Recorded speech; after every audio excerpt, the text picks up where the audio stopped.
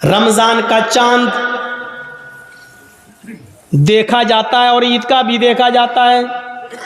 रमजान का चांद देखने के लिए एक आदमी की, बाशरा आदमी की गवाही की जरूरत है। अगर एक आदमी ये कह दे कि मैंने चांद देखा है तो दूसरे दिन से रोजा रखा जाएगा। ईद के चांद के लिए 2 आदमियों की गवाही जरूरी है। ईद के चांद के लिए उसूल है। अब रमजान के लिए एक आदमी की गवाही काफी है, लेकिन ईद के चांद के लिए 2 की गवाही चाहिए। क्यों चाहिए? अल्लाह के नबी से पूछो। हर चीज का जवाब हमारे पास नहीं है, बस नबी ने कह दिया, हमें मानना पड़ेगा। ईद की चांद के लिए 2 आदमी की गवाही चाहिए है?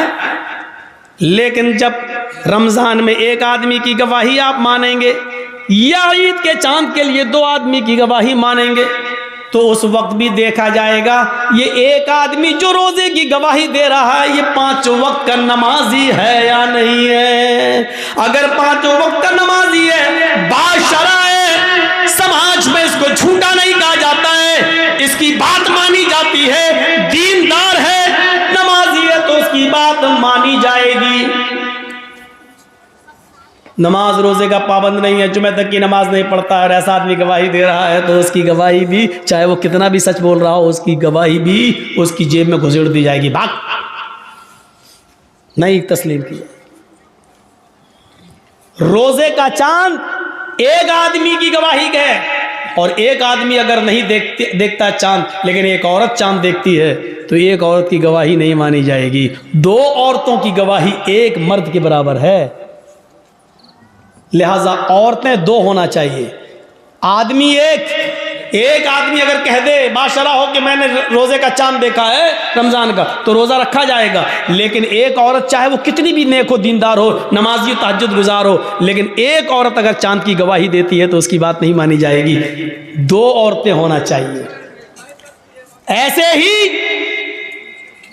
ईद का चांद 2 मर्दों की गवाही चाहिए, लेकिन 2 मर्दों ने नहीं देखा है, एक मर्द ने देखा है और एक औरत ने, तो नहीं मानी जाएगी। एक मर्द ने देखा है तो 2 औरतें होनी चाहिए, या 4 औरतें होनी चाहिए, वो भी बाशरा। अब हम अपने जहन में इस बात को रखें कि जब यहां बेनमाजियों की गवाही नहीं मानी जा रही है, सोचिए तो और मामलात के अंदर बेनमाजी की हैसियत क्या होगी। आइए एक और चीज की तरफ हम तुम्हें लेके चलते हैं। या अय्युहल्लज़ीना आमनुस्तईनु बिस्सब्रि वस्सलाह, ये बड़ी प्यारी चीज हम आपको बताने के लिए चल रहे हैं मेरे भाइयों। या अय्युहल्लज़ीना आमनुस्तईनु बिस्सब्रि वस्सलाह, आई ईमान वालो तुम सब्र और नमाज के जरिए अल्लाह से मदद मांगो। बड़ी प्यारी आयत है। छोटा सा बच्चा है, अभी वो अपनी मां का दूध पीता है, 8-9 महीने का, 10 महीने का, 1 साल का है, चलता है, फिरता है, पूरी ताकत नहीं है, हल्के हल्के पैरों से चलता भी है, गिरता भी है। कभी कभी उसके सामने अनजान आदमी आ जाए तो डरता भी है। उसके सामने कोई कीड़ा मकोड़ा टहलने लगे तो वो डरता भी है। आपने देखा होगा, मां ने अपने बच्चे को छोड़ा, चलना सिखा रही है, थोड़ा चलता है गिरता है, थोड़ा चलता है गिरता है। मां थोड़ी दूर हट के देखती है, देखे कितनी दूर जाता है बच्चा। बच्चा थोड़ी दूर गया, वहां कोई जानवर देखा, कोई कीड़ा मकोड़ा देखा, वो उधर से पलटा और भागता है अपने मां के पास। मां जल्दी से अपने दोनों बाहें फैला देती है, और बच्चा जब डरता है तो वो अपनी मां की गोद में आ जाता है। जैसे ही बच्चा अपनी मां की गोद में आता है, वो अपने आप को बिल्कुल महफूज कर लेता है, समझ लेता है। अब वो समझता है कि मैं सबसे बड़े खतरे से टल चुका हूं। अब सबसे बड़ी मुसीबत, भाई बच्चे के लिए तो वही सबसे बड़ी मुसीबत है जिससे वो डर रहा है। बच्चा अपनी मां की गोद में आया, और जैसे ही वो अपनी मां की गोद में आता है, वो समझता है कि अब मुझे कोई खतरा नहीं है। क्योंकि मैं एक सुरक्षित गोद में आ गया हूं, एक महफूज गोद में के अंदर आ गया हूं। अब मुझे दुनिया व माफिया का कोई खतरा नहीं है। बच्चा अपनी माँ की गोद में आ जाता है तो वो दुनिया के बड़े से बड़े खतरे से अपने आप को महफूज समझ लेता है। कुरान यही फरमा रहा है, लोगों नमाज ये माँ की गोद है। तुम्हारे लिए बड़े से बड़े खतरे जब तुम्हारे सामने आए, बड़ी से बड़ी मुसीबतें जब तुम्हारे सामने आए, बड़े से बड़े खौफनाक मरहले जब तुम्हारे सामने आए, तो तुम नमाज की आगोश में आ जाओ, नमाज की गोद में आ जाओ। जब तुम मस्जिद में आ जाओगे, नमाज की आगोश में आ जाओगे, तो तुम उस खतरे से महफूज हो गए। नमाज अपने नमाजी को अपनी गोद में ऐसे ले लेती है जैसे माँ अपनी गोद में अपने बच्चे को ले लेती है। जैसे बच्चा माँ की गोद में आकर अपने आप को महफूज समझ लेता है, ऐसे ही नमाजी नमाज के अंदर अपने आप को महफूज समझ लेता है। एक सहाबी है, जंग हो रही है, नमाज का वक्त हो जाता है। नमाज के वक्त ही में अबू दाऊद शरीफ की रिवायत है, एक तीर आता है और तीर आते ही उनकी पीठ में लगता है। और सोचो, तीर किसी की पीठ में लग जाए और नमाज के अंदर लग जाए। लगी, हाथ बंधे हुए हैं, तीर पीछे लगता है, खून बहने लगता है और टपकने लगता है। लेकिन इन्होंने कुरान पढ़ना बंद नहीं किया, पूरी नमाज पढ़ ली। जब सलाम फेरा, अस्सलामु अलैकुम वरहमतुल्लाह, अस्सलामु अलैकुम वरहमतुल्लाह। लोग उनके पास आए, साहब ये क्या किया तुमने? इतना खतरनाक तीर आधे से ज्यादा तुम्हारी पीठ में घुस गया, खून से पूरी चटाई भीग गई, तुम्हारा कपड़े लहूलुहान हो गए और तुम नमाज में मसरूफ हो।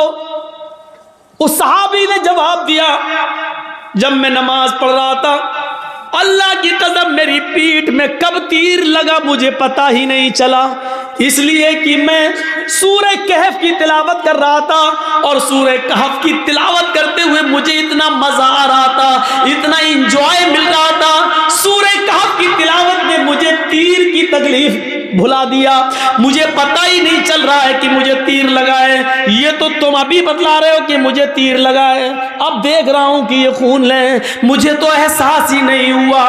गौर कीजिए, कितना बड़ा खतरा था तीर का लगना और उनको पता ही नहीं, क्योंकि वो नमाज की गोद में थे, नमाज की आगोश में थे। सोचो मेरे प्यारे साथियों, आज हमारी भी नमाजें हैं, हम पढ़ते हैं और एक छोटा सा मच्छर काट ले तो हम जल्दी से गाल मसलने लगते हैं, मच्छर मारने लगते हैं, इसलिए कि हमें कुरान की तिलावत में मजा ही नहीं आता है। वो कह रहे हैं कि हम ऐसे सूरह कहफ पढ़ रहे थे, सूरह कहफ की तिलावत में मुझे इतना मजा आ रहा था, इतना एंजॉय आ रहा था कि मुझे पता ही नहीं चला कि मुझे कब तीर लगा। या अय्युहल्लज़ीना आमनुस्तईनु बिस्सब्रि वस्सलाह, ईमानो वालो तुम सब्र और नमाज के जरिए अल्लाह से मदद मांगो, सब्र और नमाज के जरिए अल्लाह से मदद मांगो। सब्र और नमाज के जरिए सब्र करो और नमाज आगोश में आ जाओ नमाज के। और जब तुम मांगो तो अल्लाह, जब नमाज पढ़ोगे तो अल्लाह तुम्हारी सब सुनेगा। हाँ, ऐसा भी हो सकता है कि नमाज के बाद तुम कुछ मांग रहे हो और अल्लाह नहीं दे रहा है, ये हो सकता है, तो इसमें घबराना नहीं चाहिए। नमाज भी पढ़ रहे हो, दुआ भी मांग रहे हो, या रब्बी या रब्बी या रब्बी, अल्लाह मुझे ये दे, मुझे ये दे, मुझे ये दे, लेकिन नहीं मिल रहा है। इसका यह मतलब नहीं कि आपकी नमाजें कबूल नहीं हो रही, इसका यह भी मतलब नहीं कि अल्लाह आपसे नाराज है। कभी ऐसा मत सोचना, नहीं दे रहा है तो वो जानता है कि क्यों नहीं दे रहा है, उसकी मर्जी है, उसी में भलाई हो सकती है। हमारा एक छोटा सा बच्चा है,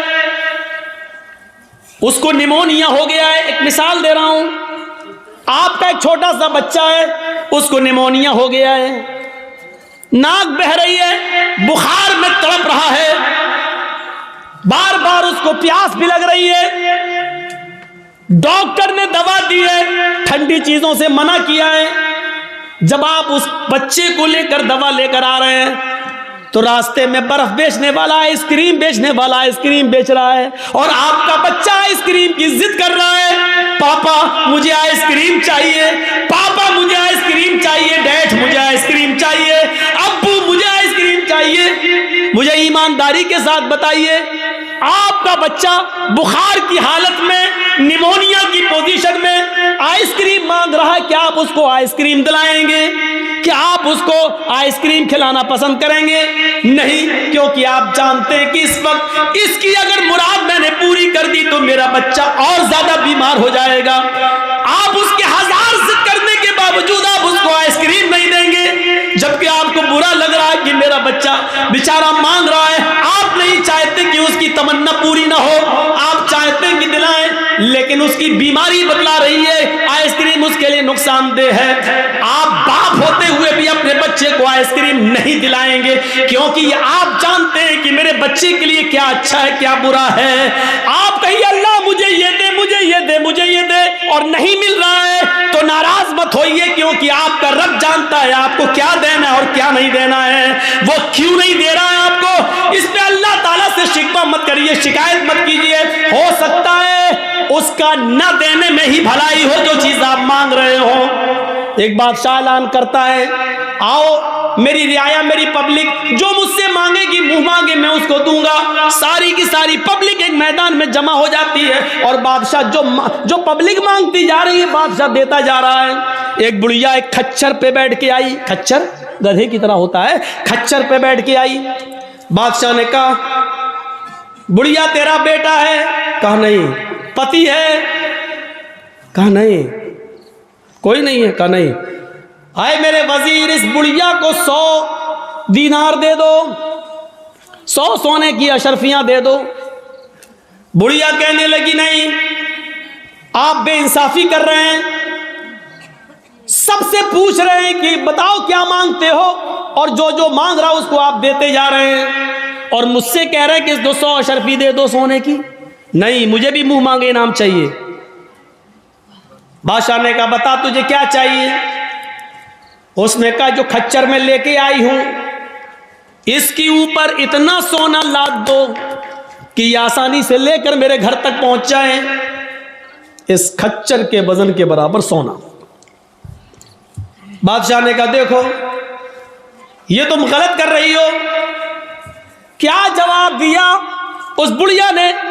आपने सबकी मुरादें पूरी की, मेरी भी करो। पब्लिक कहने लगी, हाँ बादशाह सलामत, आपकी बेइंसाफी, आप गलत कर रहे हैं, सबको मुंह मांगे दे रहे हैं, तो इस बुढ़िया ने भी जो मांगा उसको दो। बादशाह ने कहा, जाओ सोना लेकर आओ और इसके खच्चर पर लाद दो। सोना लाद कर खच्चर पर लेकर बुढ़िया चली गई घर। गांव के लोगों को पता चला, ओ सुनो, बहुत सा माल आया, सोना मिला है बुढ़ी को। घर कमजोर था, रात में नकब लगाया, 2-3 चोर अंदर घुसे। बुढ़िया में ताकत ही कितने थी, एक ने पैर पकड़ा, एक ने गर्दन दबा दी, पकड़ा, खत्म। 1 मिनट भी नहीं लगा, बुढ़िया गई और सारा सोना वो लेकर भाग गए। सुबह हंगामा हो गया, बुढ़िया मारी गई, सोना चला गया। बादशाह ने सारी रियाया को फिर बुलाया, कहा लोगों क्या हुआ? कहा बुढ़िया मारी गई, सोना गायब। कहा देखो मैं जानता था, इसीलिए उसको 100 अशरफियां दे रहा था। मैं जानता था कि उस बुढ़ी को लालच है, इतना सोने का करेगी क्या, ना इतना खा पाएगी, उसकी जिंदगी में अब ज्यादा दिन भी तो नहीं रह गए, लेकिन उसके लालच ने उसको मार दिया। इसीलिए मैं उसको 100 सोने की अशरफियां दे रहा था, लेकिन आप लोगों ने मेरी मुखालिफत की। देखो मुझे मालूम था बुढ़िया इतना सोना नहीं संभाल सकेगी, इसलिए मारी गई। एक मामूली बात से ये कह रहा है कि कितना उस बुढ़िया को मिलना चाहिए मैं जानता हूं, और क्या नहीं मिलना चाहिए मैं जानता हूं। तो जो लोग अल्लाह से दुआएं मांगते, मुझे ये दे दे, मुझे ये दे दे, लेकिन नहीं मिल रहा है, उसका रब जानता है कि क्या देना चाहिए, क्या नहीं देना चाहिए, कितना देना चाहिए और कितना नहीं देना चाहिए, ये उसको मालूम है। इसलिए उसने जितना दिया है उसी पर राजी रहो, उसी पर खुश रहो। ज्यादा तबाही और बर्बादी का बायस भी बन जाता है। कल मैंने बताया था, अल्लाह के नबी ने जब जन्नत में झांक कर देखा तो जन्नत में सबसे ज्यादा गरीब, फकीर और मिस्कीनों को देखा, और जहन्नम में झांक कर देखा तो सबसे ज्यादा औरतों को देखा। मेरे भाइयों, अंदाजा लगाइए, या अय्युहल्लज़ीना आमनू इस्तईनु बिस्सब्रि वस्सलाह। नमाज एक माँ की तरह है। जिस तरह बच्चा माँ की गोद में आ जाता है तो अपने आप को महफूज समझता है, ऐसी बड़ी से बड़ी मुसीबतें जब हमारे और आपके ऊपर आए तो हम नमाज में मसरूफ हो जाएं। यकीन नहीं आता तो सुनो, इब्राहिम अलैहिस्सलाम अपनी बीवी सारा के साथ, सारा, हाजरा तो दूसरी है, सारा पहले थी, पहली बीवी कौन है? सारा। सारा के साथ जा रहे हैं और जालिम बादशाह के मुल्क में घुस जाते हैं। उस मुल्क को क्रॉस करना चाहते हैं। जालिम बादशाह के वजीरों ने लोगों को बताया, बादशाह को बताया, एक आदमी है, उसके साथ एक औरत है और बड़ी खूबसूरत है। बादशाह ने कहा, अच्छा खूबसूरत है, कहाँ? बुला के लाओ। इब्राहिम और सारा बुला कर लाए गए। बादशाह ने पूछा, ये तुम्हारी कौन है? इब्राहिम अलैहिस्सलाम ने फरमाया, ये मेरी बहन है। इब्राहिम अलैहिस्सलाम ने ये सुन रखा था कि उस बादशाह को अगर ये कह दिया जाए कि ये मेरी बहन है तो भाई के साथ जब बहन को देखता है तो वो फिर हाथ नहीं लगाता है, छोड़ देता है। तो कह दिया कि बहन है। ये झूठ नहीं था। इब्राहिम अलैहिस्सलाम ने जब ये कहा कि ये मेरी बहन है तो इस हैसियत से कहा कि सारी दुनिया के मुसलमान आपस में भाई हैं और सारी दुनिया की औरतें बहन है। ईमानी रिश्ते से उनको अपना बहन दिल में नियत की थी। ईमानी रिश्ते से तो सभी बहन है, हर कोई एक दूसरे का भाई, एक दूसरे की बहन है। लेकिन चूंकि खूबसूरत इतनी थी हज़रत सारा कि बहन कहने के बावजूद भी उसकी नीयत ख़राब रही। उसने कहा, इनको कहीं ले जाओ और सारा को ज़रा हमारे दरबार में लेके आओ। इब्राहिम अलैहिस्सलातु वस्सलाम अपनी बीवी से कहते हैं, जाओ। इब्राहिम अलैहिस्सलाम को एक जगह रोक दिया जाता है।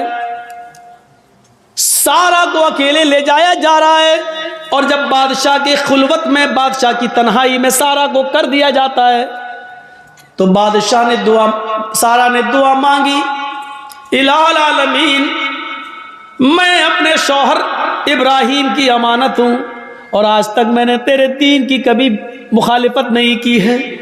अल्लाह, इस जालिम बादशाह से मेरी इज्जत व आबरू की हिफाजत फरमा। ये कहकर बादशाह ने जब उस सारा के ऊपर अपना हाथ बढ़ाया तो सारा की दुआ रंग लाई और सीने के पास आते आते हाथ रुक गया।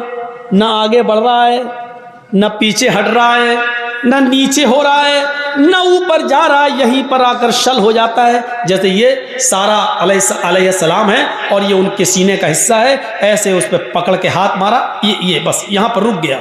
अब न आगे बढ़ रहा, न पीछे हट रहा, न इधर हो रहा, न इधर हो रहा। चीख कर कहता है, सारा, तेरे पास कोई खुदाई ताकत है जो मेरे हाथ को मजबूती के साथ पकड़े हुए है? अल्लाह से दुआ कर, मैं वादा करता हूं कि मैं तुझे हाथ नहीं लगाऊंगा। हजरत सारा ने दुआ की और बादशाह का हाथ सही हो गया। फिर नीयत खराब हो गई उसकी, पता नहीं, हो सकता है ऑटोमेटिक हो गया हो। उसने दोबारा हाथ बढ़ाया तो दोबारा फिर हाथ वहीं पर रुक गया, हजरत सारा के थोड़ा पास। शल हो गया, ना आगे ना पीछे, न दाएं ना बाएं। अरे सारा, एक बार और दुआ कर दे, इसके बाद हम तुझे कभी हाथ नहीं लगाएंगे, मैं छोड़ दूंगा। उसने फिर दुआ कर दी, अल्लाह इसको ठीक कर दे, सही हो गया। लेकिन कहते ना, इतनी खूबसूरत थी कि उसका दिल मुतमईन नहीं था। तीसरी मर्तबा उसने फिर बदअहदी की और फिर हाथ बढ़ाया, फिर हाथ सब चल पड़ गया, आगे नहीं बढ़ा। कहता है कि मैं कसम खाता हूं अपने रब की, जिसको वो रब मानता था, मैं अपने माबूद की, अपने खुदा की कसम खा के कहता हूं अब हाथ नहीं लगाऊंगा, मुझे आखिरी बार माफ़ कर दे और दुआ कर। सारा ने फिर दुआ की, उसने छोड़ दिया और अपनी लौंडी जानते हो, खादिमा, खिदमत करने वाली, जो उस बादशाह की लौंडी थी, खादिमा, खिदमत करने वाली, हाजिरा, उसने वो लौंडी सारा को दे दी कि ये तुम ले जाओ और ये तुम्हारे रास्ते में काम आएगी, इसको मैं तुम्हें दे रहा हूं बतौर गिफ्ट। हजरत सारा जब हाजरा को लेकर आई तो पूछा कि मेरे शौहर इब्राहिम कहाँ हैं?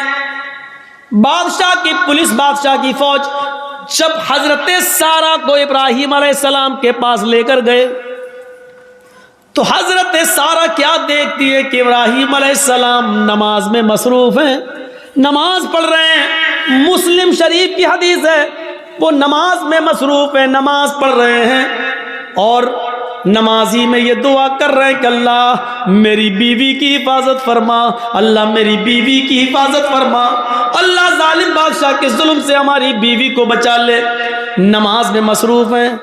मेरे भाइयों, जब सारा के ऊपर मुसीबत आई और जालिम बादशाह ने जब उनको पकड़ा और अपने आगोश में लेना चाहा तो उनके पति इब्राहिम अलैहिस्सलाम नमाज के अंदर गिर जाते हैं, नमाज में मसरूफ हो जाते हैं, नमाज पढ़ना शुरू कर देते हैं। गौर कीजिए, जब किसी के ऊपर मुसीबत आए तो उसको नमाज के अंदर नमाज पढ़ना चाहिए, उसको नमाज के अंदर अल्लाह रब्बुल आलमीन से दुआ करनी चाहिए, क्योंकि नमाज एक माँ है, आपको अपनी आगोश में ले लेगी और जब आप नमाज की आगोश में आ जाएंगे तो सारे खतरों से महफूज हो जाएंगे, सारे खतरों से आप अलग हो जाएंगे, फिर कोई खतरा नहीं रहेगा, टल जाएगा वो खतरा।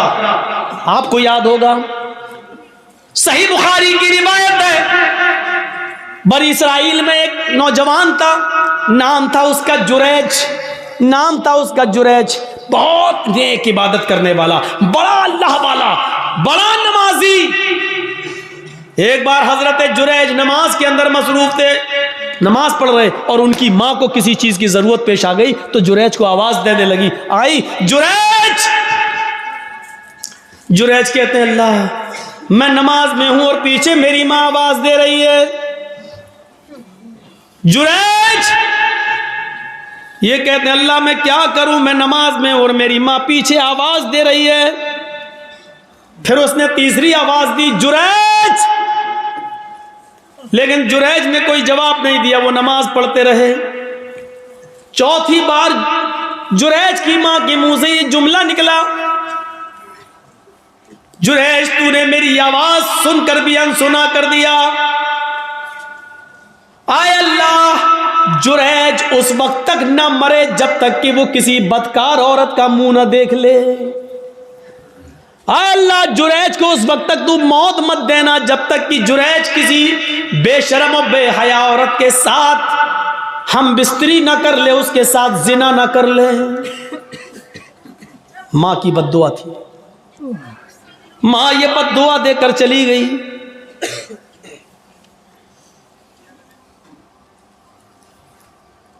फिर क्या होता है,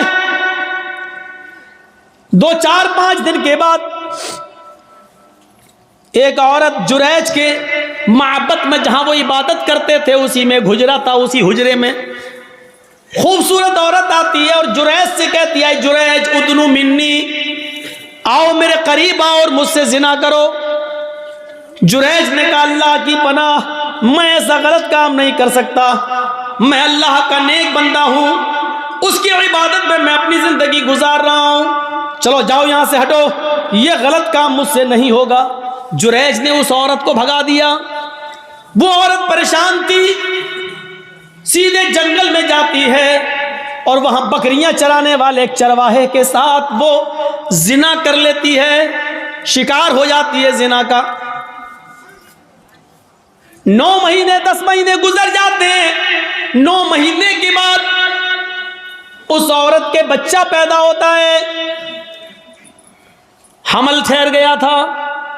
9 महीने के बाद जब बच्चा पैदा हुआ तो उस चरवाहे का तो पता ही नहीं कि वो कहां का रहने वाला था, कहां चला गया, और न ये औरत उसको पहचानती थी। बस जुनून था उसको किसी से मिलने का, मिल लिया वो। ये जुरैज नहीं मिला तो जंगल के चरवाहे के पास चली गई, लेकिन चरवाहे का पता नहीं। 9 महीने से इसके घर में जब बच्चा पैदा होता है तो पूरे गांव वाले इस पर भिड़ पड़े हैं, तेरी शादी नहीं हुई, बच्चा कहां से आया। जब उसको ज्यादा परेशान किया गया और गंभीरता से इस बात को ली गई कि पूरा समाज बदनाम हो जाएगा, बता पहले ये बच्चा किसका है, तो उस औरत ने जुरैज का नाम ले दिया। उस औरत ने जुरैज का नाम ले लिया कि इस बच्चे का बाप जुरैज है। आजकल तो डीएनए टेस्ट हो जाएगा, पता चल जाएगा किसका बच्चा है, लेकिन उस जमाने में तो डीएनए टेस्ट की कोई मशीनरी नहीं थी, पैथोलॉजी और साइंस ने इतनी तरक्की नहीं की थी, कोई पैथोलॉजी भी नहीं थी। पूरा गांव आया गुस्से में और देखा कि जुरैज नमाज पढ़ो, पूरा नमाज से उनको खींचा, हट देख कितना अल्लाह वाला बना फिरता है, नमाज पढ़ रहा है, और उसका पूरा इबादत खाना तोड़ दिया। बड़ा नालायक आदमी है, बड़ा कमीना इंसान है, उसका इबादत खाना तोड़ दिया। मारा नहीं, उसको खींच लिया। देख कितना अच्छा बनता है, कितना नेक बनता है, सजदों पे सजदे करता है, रात में नमाज पढ़ता है, दिन में नमाज पढ़ता, और कारनामा देख, गांव की लड़की के साथ ऐसा हाल, उसको मां बना दिया, प्रेग्नेंट कर दिया, उसके पेट में बच्चा। किस किस को सफाई देते? जब औरत ये कह रही है कि इस बच्चे का बाप जुरैज है, तो अब जुरैज किस किस को सफाई देते? नहीं मानता कोई उनकी बात। जुरैज समझ गए कि वो बच्चा किसी और का है, लेकिन उस औरत ने मेरा नाम लगा दिया, तो बजाय लोगों को सफाई देने के जुरैज ने एक जगह चटाई बिछाई, इबादत खाना तो तोड़ दिया, जुरैज ने एक जगह चटाई बिछाई और उसी पर वो नमाज पढ़ने में मसरूफ हो गए, और नमाज के अंदर ये दुआ करने लगे, आय अल्लाह इसकी सच्चाई अगर सामने न आई तो दुनिया में फिर कभी कोई तेरे नेक बंदों पर भरोसा नहीं करेगा, कभी भी फिर नेक लोगों पर एतबार न किया जाएगा, हर नेक आदमी फिर बदनाम हो जाएगा। आय अल्लाह मैं नमाज के अंदर तुझसे दुआ मांगता हूं कि इसकी सच्चाई जाहिर कर दे।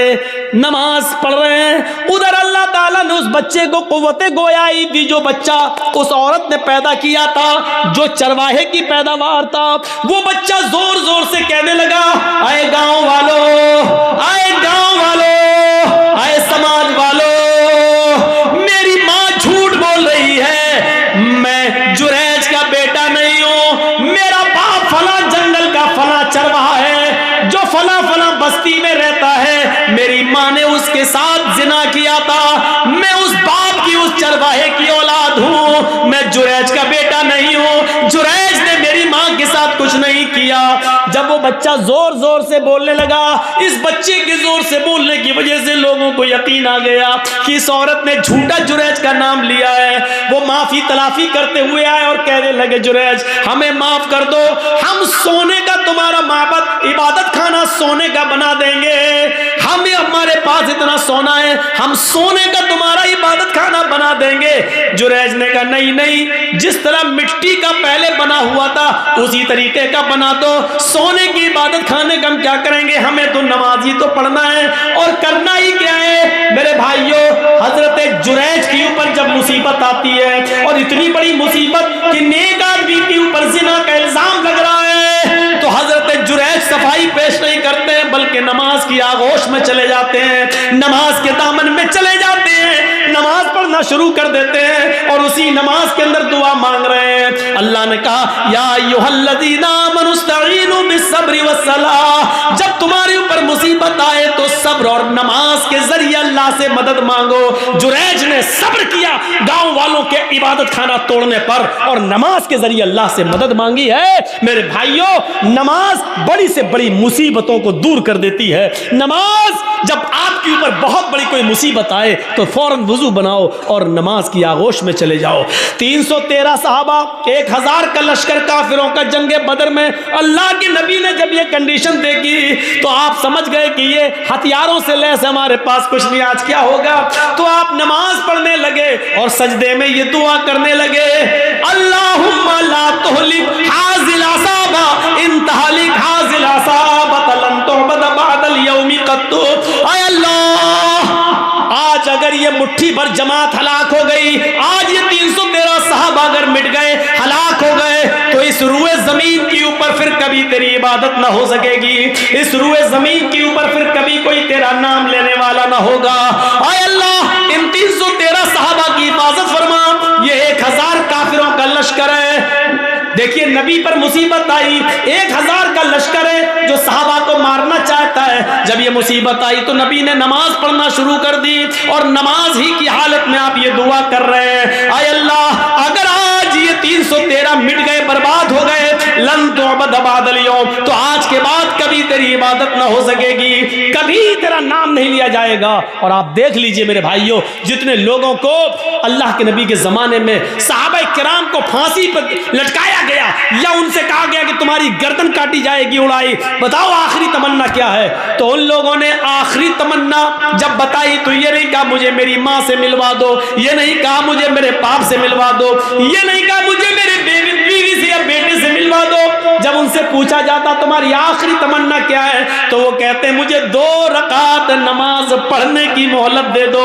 मुझे 2 रकात नमाज पढ़ने का मौका दे दो बस। और वो हल्की नमाज पढ़ते 2 रकात, ताकि दुश्मन ये न समझे कि मैं लंबी नमाज इसलिए पढ़ रहा हूं ताकि मौत से बच जाऊं या मौत के डर से मैं लंबा कर रहा हूं। वो छोटी छोटी हल्की हल्की नमाज पढ़ लिया करते थे। नमाज मुसीबतों को और परेशानियों को दूर करती है मेरे भाइयों। जब आपके पास कोई मुसीबत कोई परेशानी आए, फौरन नमाज की आगोश में चले जाओ और नमाज के बाद या नमाज में दुआ मांगो अल्लाह ताला से कि बारे इलाह तो हमारी खताओं को माफ़ फरमा दे, बारे इलाह इस मुसीबत को तो हमारे ऊपर से हटा दे और दूर कर दे।